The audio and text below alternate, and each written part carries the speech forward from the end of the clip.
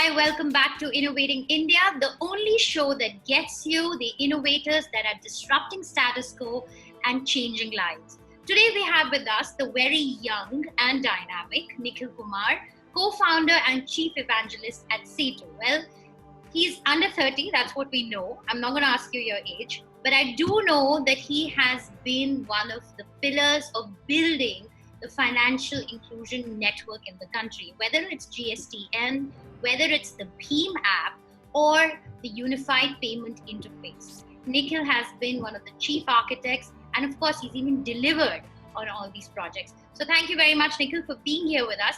Tell us, what exactly is it that you're trying to build with SETU?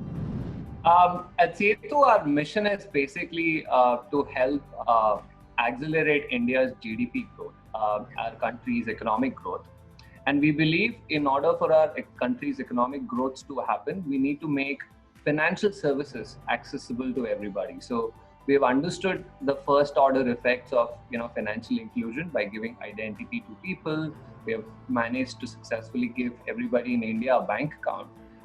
So we are trying to now build the next set of layers, which will enable people to get access to credit, access to new forms of deposit products, and so on. So that our hypothesis is, if everybody in India has access to this, the country will progress faster. And if we are able to progress faster, then our economy will grow, and thereby our GDP will grow.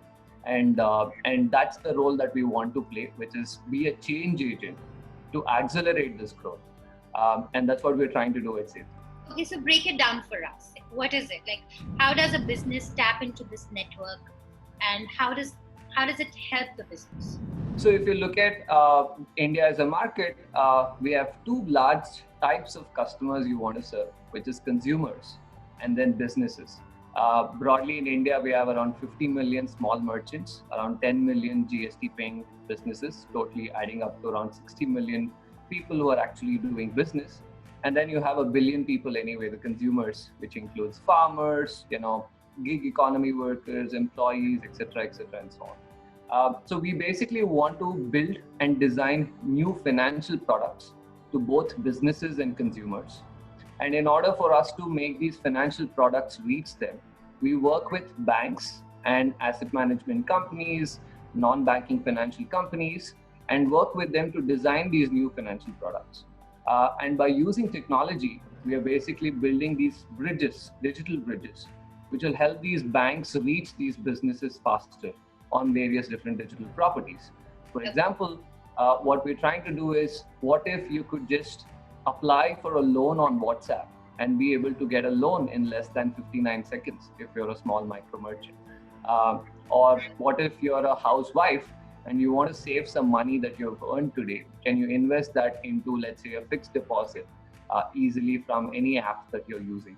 So this is the kind of change that we're trying to bring, which is connecting these financial institutions with various different consumers and small businesses in an efficient and an effective way, so that everybody has access to new forms of financial products. Okay, so currently banks, whether it's the private sector banks or public sector banks or NBFCs, they're all going through a crisis, right? And you have a data problem. Banks don't know who they are lending to. Monitoring is a problem. So how are you trying to rectify or fill in these loopholes? So our big bet is obviously on digital. If you look at the wave that we have seen in India in the last 3 to 4 years, in 2016, when we started working on UPI, the first question that people would ask is, who's going to use it on mobile? There's no internet. If UPI is built as a mobile-first payment system, we had more skeptics than believers when we started in 2016, because remember, Reliance Jio only launched in August 2016 or sometime. So our big hypothesis is on the waves that the world is riding on. So what are those waves? More and more Indians are going to get smartphones. More and more Indians are going to be internet enabled, which means that India's digital story is going to grow, and that tailwinds are already in place. So that's our big bet. Given that today there are 400 million people who are using internet in India on their mobile, Out of that, 150 million people are using UPI on their phones today. And this number never existed 3 to 4 years ago. So if we take a 3 to 4 year view ahead, let's say in 2024 or 2025, I expect over 500 million people will be actually making digital payments on their phone. So if 500 million people can make digital payments on their phone, what other things can they do more? Can they now get access to digital credit, deposits, etc., etc.? And thereby, if people are now used to using these digital financial products, there is a lot of digital data available about these users. And can this digital data be put to good use? Today, we know that our digital data is being used to sell advertisements to us. What we are trying to do is we are trying to flip that script and say, can this data be used for your own good, which is being able to get access to a loan or a better insurance product, or being able to at least manage your finances all in one place and get recommendations on the type of products. And that's the big hypothesis. So essentially, say a woman sitting in Arunachal Pradesh wants to start a small business. She'll be able to log on to your network and access a loan that she needs, sitting all the way there when she's not able to physically travel to a bank branch because the bank branch is, say, 30 kilometers away. Is that how it's going to work? Absolutely. The simplest of this could be just WhatsApp banking.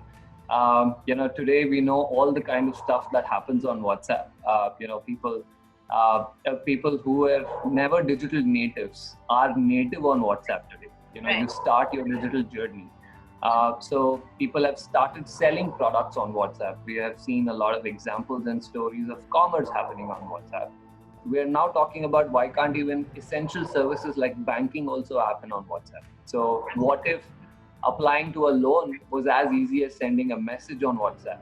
And if you were able to share your information instead of a good morning message, you're probably going to be sharing information about the store, the kind of sales that you did, and thereby the bank, which is connected, probably sitting in Bombay, can actually get this information in real time, understand who you are, and give you an offer in real time.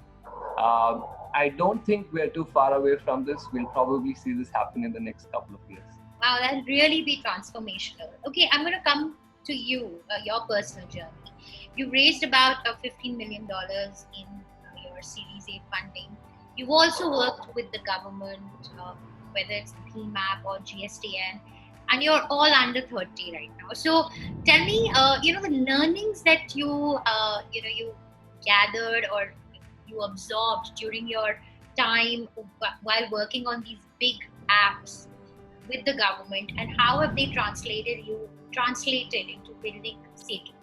So one most important learning that I've had, especially working with the government, has been to think big. And that's the big opportunity that government provides you, because people don't realize in the government of India, Bharat Sarkar, is the largest engine that we have in this country today, which reaches every nook and corner and probably has to serve 1.3 billion people.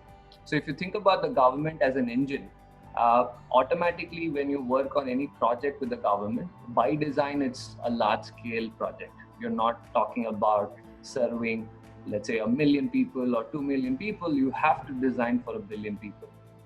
So I think that the idea of thinking big at country scale was the first big learning. And as an entrepreneur, typically you need some oxygen, right? Or when you're building a company, and that oxygen typically is your target addressable market or opportunity that you're going after. I think the big shift that's happened in my head is to not think about some blue ocean or spaces or white beach projects that are available, but rather thinking about how do we think about serving the entire country, right? So that's the first big learning that I've had, which is thinking big.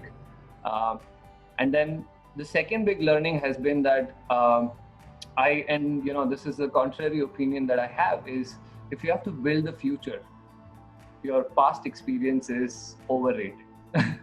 So what happens is, basically, when you're trying to create the future, it is easier if you don't have any baggage of the past. Because if you have baggage, you have to unlearn a lot of things and learn because as we all know, the world around us is changing super fast. We don't have a choice. We have to keep learning.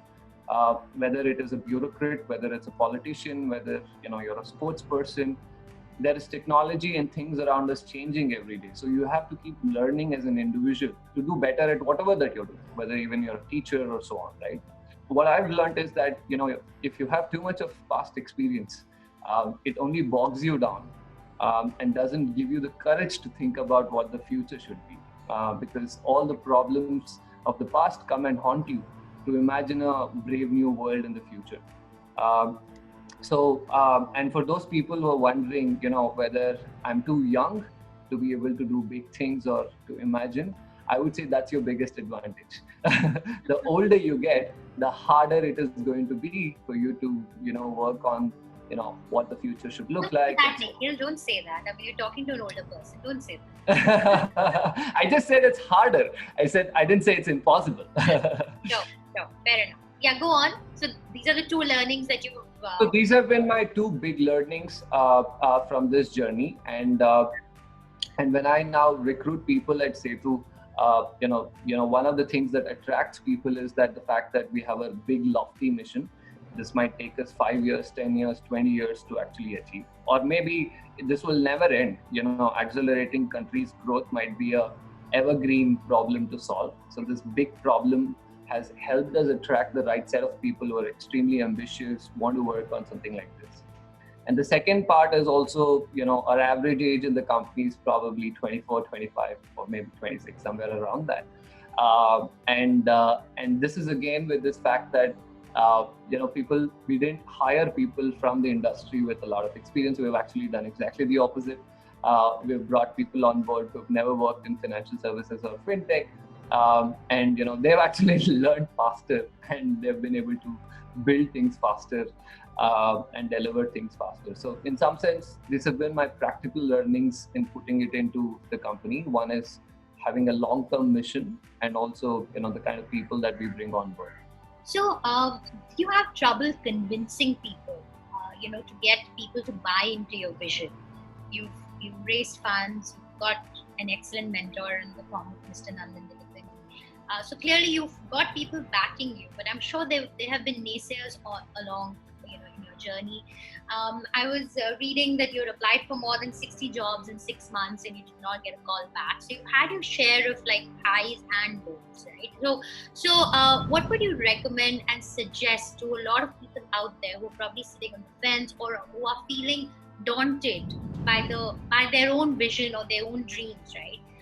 Anything that you can share? Yes, I actually have a very practical tip, and it's a secret not many people understand, is how to get lucky. And I describe my journey as many a time that it's chance pe dance. The fact that I got to work on GST, the fact that I got to work on UPI, all of that. If I kind of trace back, it's definitely a fair amount of luck that enabled me to do all of this. However, there is some science to getting lucky. The science to getting lucky is that you have to really work hard every day and to get lucky. So it's not like luck comes and knocks on your door one day. It doesn't work that way. Mm-hmm. You have to keep at it and keep working at it every day, hoping and believe that the universe is benevolent and one day you'll get lucky, right? And that's kind of been, a fair summary of my career. For example, in 2014, I wanted to go to a multinational company. So, I was overqualified by work experience and underqualified by educational qualification. All of these companies required an MBA, an Ivy League MBA in many cases to get the job. And I kept applying and I never got a call back. And in some sense, I'm very happy that it didn't happen. So, it led me to do many other things. But then I got lucky after that, right? One day somebody else called me and said, "Hey, do you want to join?" And I actually ended up joining an MNC and got my dream job, etc., etc. But that's the secret. People only see what happens, what the outcomes. Right. then the outputs, but the input has to be, it's the input that matters. Every day, play your best game. Go out and play like it's your last game. And that's been one of those things that I would recommend to everybody. And trust, believe that one day you'll get lucky. And So जब आता है तो छप्पड़ मार के आता है. that's amazing. Now tell me something. Did you always know that you want to say build a GSTN network for India or build the Bhim app, right? You were looking for a job, so you also in a way kept shifting the goalpost. You kept reorganizing your dreams, so to speak, right? Just take us through that a little bit. Absolutely. Yeah. I mean, maybe 6 years ago, exactly around this time, I was actually in the hills, trekking and chilling out. I used to go to the hills every year and trek. I was a pretty average, in some sense, in the sense like I didn't have any special. I went to an okay engineering college. I didn't go to one of the IITs or NITs. So in some sense. Was I aspirational? The answer was yes. But was I acting on it every day? No, the answer was no. In the sense like I had a pretty average. I was at Tally, then I went to Intuit. I did a startup, and then I joined another startup. I think there was one thing that was always kept bothering me was I wanted to be different.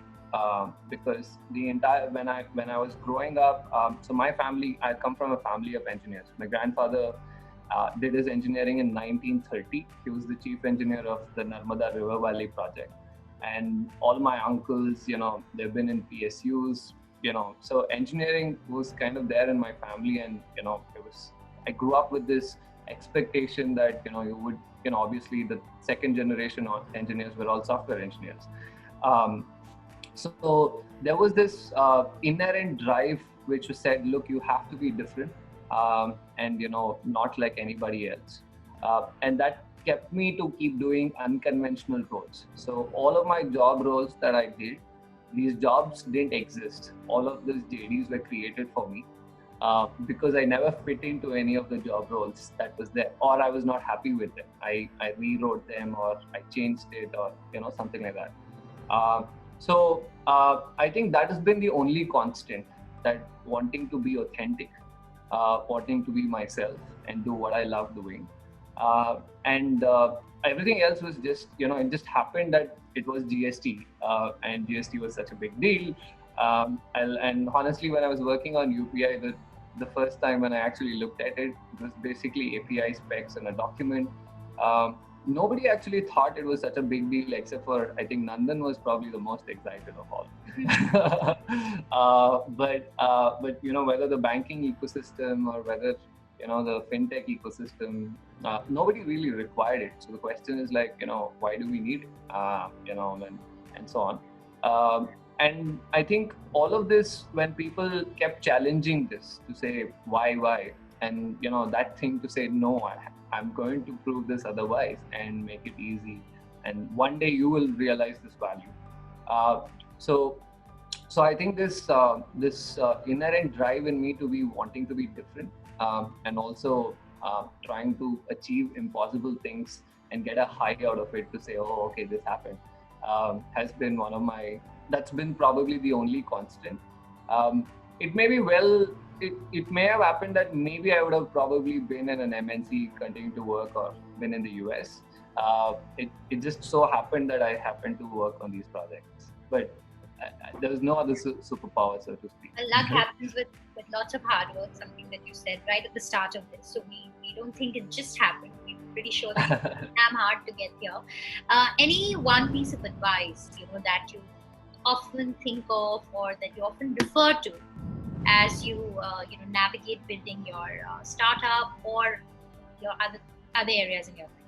Yeah, I think I'd love to probably share one thing about innovation, and specifically how to think about innovation. I think a lot of us use the word innovation loosely in many areas and so on, and also confuse it with invention at sometimes, right?